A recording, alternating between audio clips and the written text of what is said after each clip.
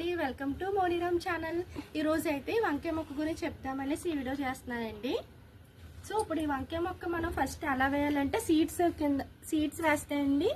Seeds వేసిన ఒక 5-6 డేకి మొలకలు వచ్చేస్తాయండి. మనకి ఒక 20-30 డేస్ అన్న వదిలేస్తే వంకాయ మొక్కలు అన్నీ వచ్చేస్తాయండి గుబురుగా. అప్పుడు మనం వాటిని సపరేట్ చేయాలండి. ఒకే చోట ఉంచేయకూడదండి. వంకాయ అయినా టమాటా అయినా పచ్చిమిర్చి అయినా సీడ్స్ వేసిన చోటే ఉంచకూడదండి. ట్రాన్స్ప్లాంట్ చేయాలండి. ట్రాన్స్ప్లాంట్ అంటే అక్కడ తీసి మళ్ళీ వేరే కుండీలో వేయాలండి మనం. సో అలా వేసిందండి ఈ మొక్క కూడా.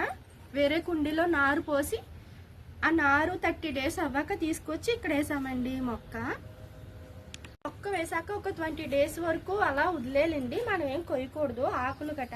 సో ఆ మొక్క కొంచెం ఎదిగాక అప్పుడు ఇలా వేస్ట్గా ఎక్కువ ఆకులు వచ్చేస్తాయి కదండి, ఇవి ఉంచకూడదండి, తీసేయాలండి.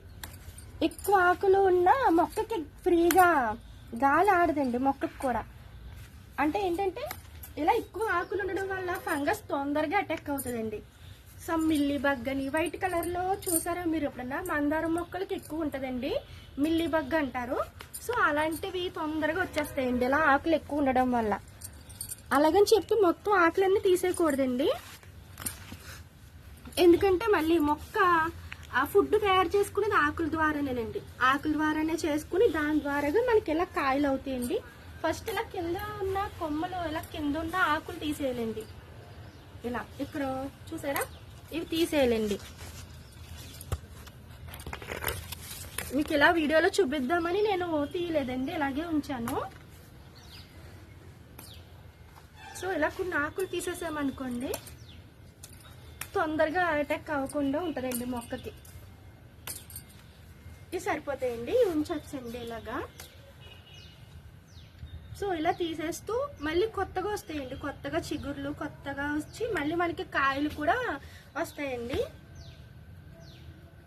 సో ఈ కాయలు మనకి ఇంకా పెద్ద సైజు ఎదగడానికి మనం ఏం చేయాలంటే ఒకసారి తర్వాత వంకాయలు బాగా మనకి ఇంకా పెద్ద సైజు ఎదగాలంటే మనం పోషకాలు ఇవ్వాలండి. మొక్క పెట్టేసి అలా వదిలేసి ఉంటే మనకి అంతగా ఈల్డ్ రాదండి మనకి. సో మనం ఏం చేయాలంటే బోన్ మీల్ ఐడియా ఉందండి.